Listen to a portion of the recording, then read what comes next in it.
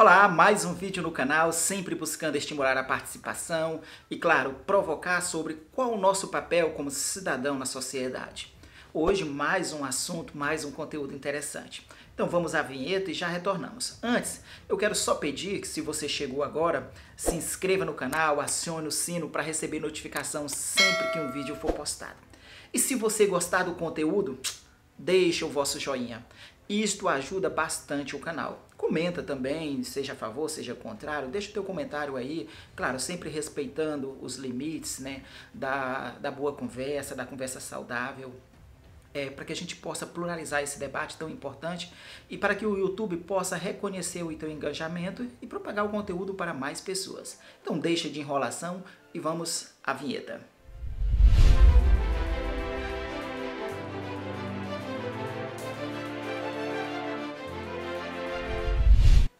Estamos vivendo uma díade muito grande que nos coloca uns contra os outros.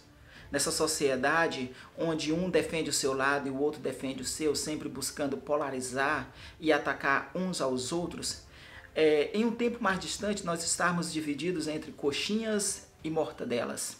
Depois, bolsominions versus comunistas. Depois, quarentenas versus cloroquines. Isso mostra o quanto a nossa sociedade está polarizada, está dividida em uma defesa que nem sempre é o melhor para o povo. E é sobre isso que vamos falar hoje, né? Como está o nosso comportamento, como nos estamos identificando nessa sociedade, qual a nossa atuação em relação aos nossos líderes, ídolos políticos, né? Vou colocar esses dois termos porque às vezes nos comportamos dessa maneira. Identificamos no nosso representante político, no nosso governante, um ídolo e não uma pessoa que foi posta para exercer a sua função e a função que tem por objetivo principal defender o bem comum, defender o povo. Então é sobre isso que vamos falar hoje. Além das frases recentes do atual presidente Jair Messias, né, do Bolsonaro, que sempre tem frases de efeito, recente nessa semana agora nós tivemos o ex-presidente Lula também deixando a sua colaboração quando ele diz que ainda bem que a natureza criou esse monstro para mostrar o poder do Estado. A indagação é, será que precisávamos de um vírus de proporção tão letal para mostrar o poder do Estado em uma sociedade tão desigual quanto a nossa? Será que já não está evidente que o Estado é fundamental, visto pautado na tamanha desigualdade, no número de pessoas que passam fome, no número de pessoas que sofrem? Será que já não está comprovado que o Estado se faz necessário nessa sociedade? Contudo, o que eu acho que faltou naquela mensagem do ex-presidente foi uma reflexão sobre, no mínimo, uma autocrítica, né, dos seus governos, visto que se nós temos um caos na saúde pública hoje, o PT também colaborou, né, nos seus governos para que tivéssemos uma saúde pública tão precária e que hoje está sendo testada e de maneira negativa, porque o que vemos são inúmeras pessoas morrendo, principalmente nas pontas dos estados, conforme esse vídeo que você pode encontrar aqui que apresentamos, que mostra essa desigualdade da saúde pública. E percebam que aqui eu não estou tirando o lado positivo dos governos do PT de maneira alguma, porque houve muitos acertos. Precisamos entender, quando a gente fala de governos, quando a gente fala de políticas públicas, quando falamos da atuação do legislativo, do executivo, é necessário entender que fazer o certo, fazer o bem ao povo, é uma obrigação deles, que são eleitos, que foram eleitos. Agora, nós como cidadãos não devemos bater palmas, sorrir, dizer que isso é uma grande façanha, não. É a obrigação, seja no Executivo Federal, seja no Executivo Estadual, seja no Executivo Municipal. Pautar a execução de políticas públicas que de fato beneficiem ao povo. Na contramão ao que disse o ex-presidente Lula, nós temos a postura do atual presidente Bolsonaro com as suas frases de efeito, como "e daí?", quando o Brasil ultrapassa o número de mortos em relação à China, um país que é nada mais, nada menos do que 6 vezes maior do que o nosso em população. E aí você tem isso, quando a gente ultrapassa isso, ele diz, e daí? E agora mais recente, ele fala que aqueles que são de direita tomam cloroquina e aqueles que são de esquerda tomam tubaína. Será que esses comportamentos representam de fato os nossos líderes? Mas nós estamos preocupados com essa divergência. Não importa o que os nossos governantes, os atuais, os ex-governantes fazem. O que importa é que nós estamos defendendo, mesmo que para isso passemos por cima de princípios que antes éramos contrários. Do que eu estou falando? Vamos a alguns exemplos. Quando inicia-se a investigação dos filhos do atual presidente, algumas pessoas se manifestam e dizem, mas e daí se os filhos dele erraram ou se erram? Os filhos do Lula enriqueceram. Mas é assim que a gente está pautando a política? Porque aquele errou, é preciso que esse também erre? Quando tomamos a iniciativa de dizer que éramos contrários à corrupção, não era contra a corrupção do PT, mas contra a corrupção de uma maneira geral.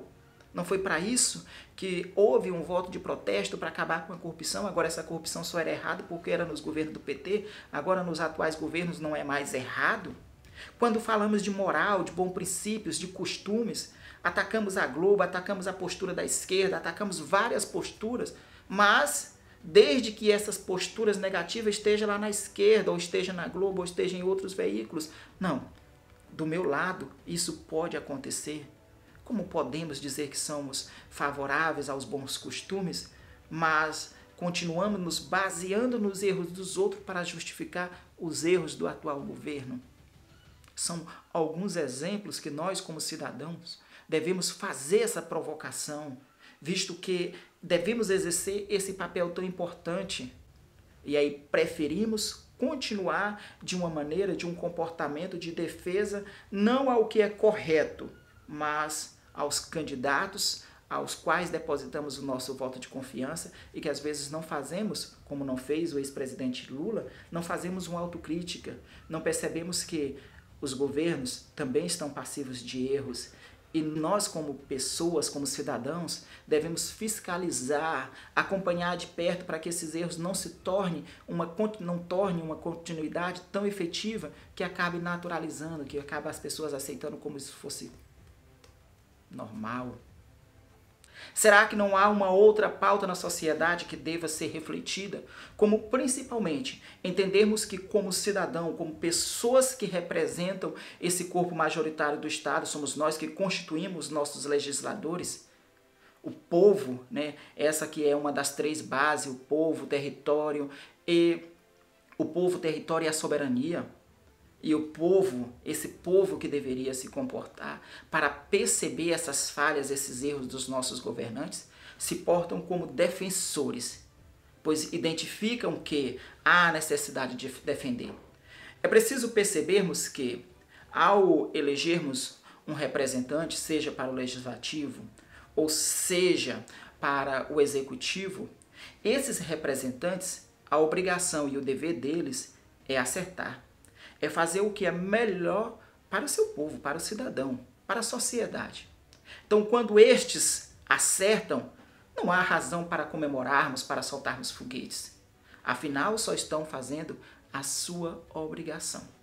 Mas esse mesmo povo que deve fiscalizar os nossos representantes, afinal eles são postos, mas como todos os seres humanos estão sujeitos a erros, esse mesmo povo que deveria fiscalizar, que deveria impor, né, um controle sobre como está sendo pautadas as políticas públicas, prefere se comportar como agentes de defesa.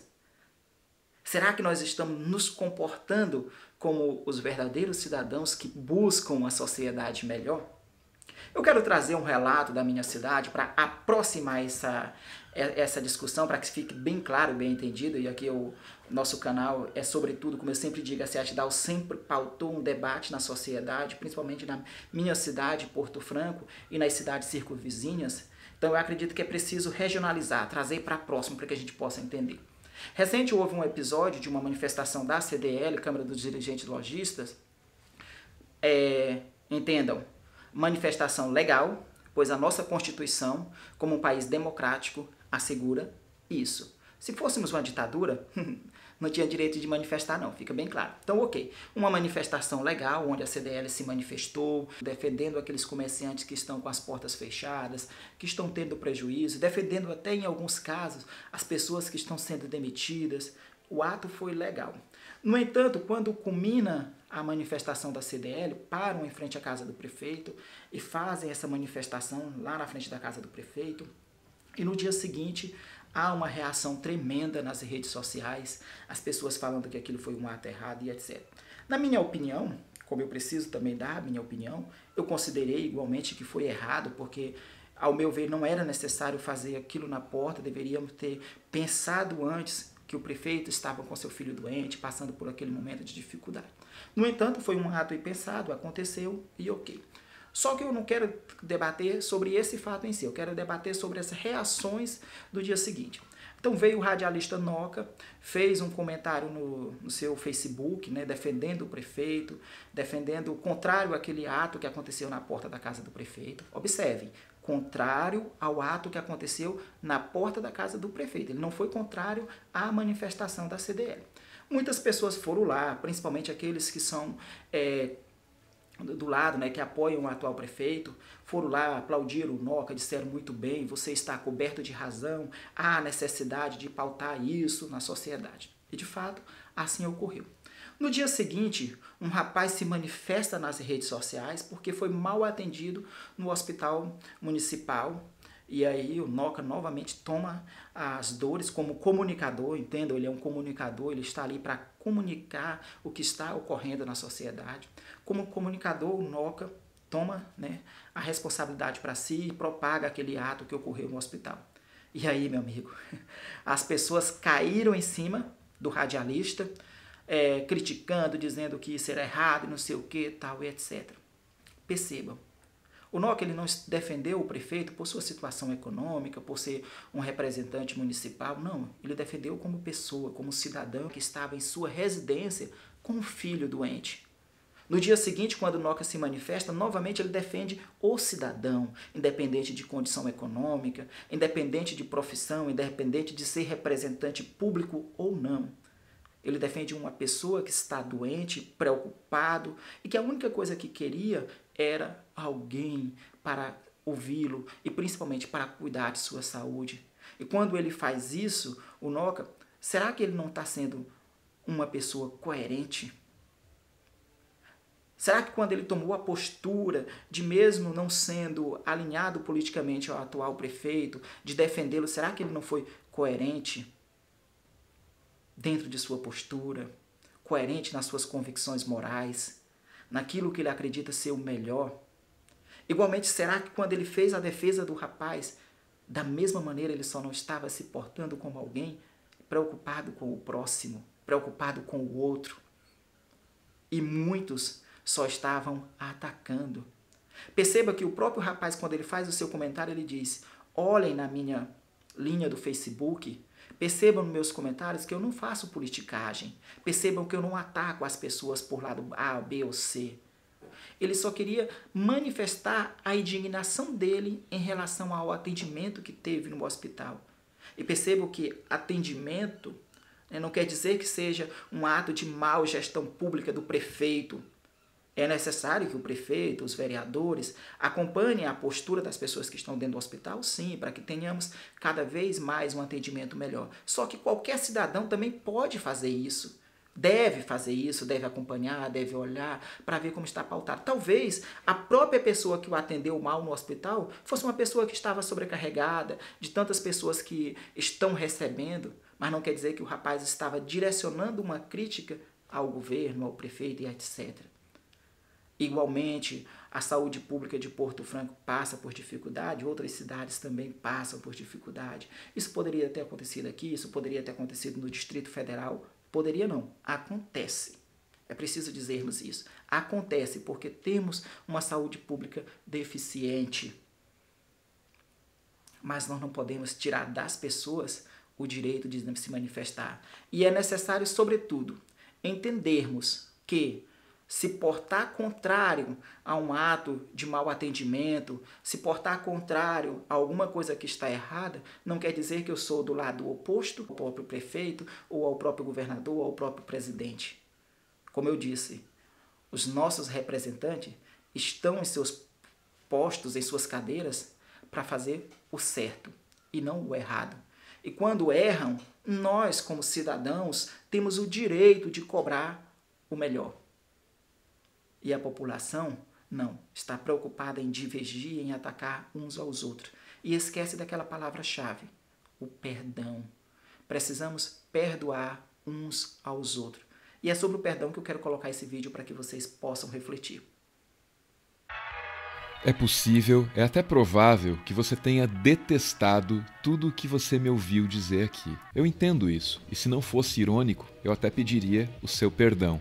Perdão é parte do que pode tirar a gente do buraco em que a gente se enfiou. Precisamos perdoar qualquer um que esteja lutando pelo direito de viver. Isso, se quisermos ter alguma chance contra aqueles que reivindicam o direito de matar e que têm armas. Infelizmente, o perdão é a ideia mais impopular de todas. O perdão é rejeitado, mal visto e até perigoso.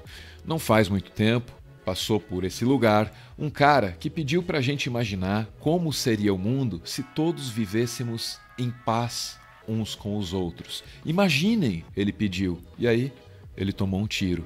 Esse outro cara aqui, numa de suas famosas pregações, disse que quem não consegue perdoar também não consegue amar. Você sabe o que aconteceu com ele. Ele também foi morto. Se perdão é amor, como é que a gente pode abrir mão dele na luta contra o ódio? Não dá. Só que o perdão é impopular. Sempre foi, em todas as épocas e em todas as culturas. Basta pensar naquele outro cara que deixou uma doutrina que, entre outras coisas, ensina: perdoai-vos uns aos outros. Você sabe o que fizeram com ele, né? Essa é a prova máxima da impopularidade do perdão. Vejam que nesse vídeo, o Meteoro Brasil, ele apresenta-nos essa carga da dificuldade de perdoarmos, da dificuldade de falarmos do perdão numa sociedade como a nossa, tão polarizada, tão dividida, né? E tão preocupada em defender governos e esquecem de defender pessoas, cidadãos, o povo. E é sobre o perdão que eu faço a reflexão. Como cristãos que somos, que defendemos, será que nós não estamos defendendo apenas os nossos interesses e não de fato aquilo que prega a nossa religião? Será que não estamos buscando apenas o que é conveniente para nós? Então, meus amigos, dito isso, eu encerro essa reflexão. Desejo um grande abraço virtual a todos e até o próximo vídeo.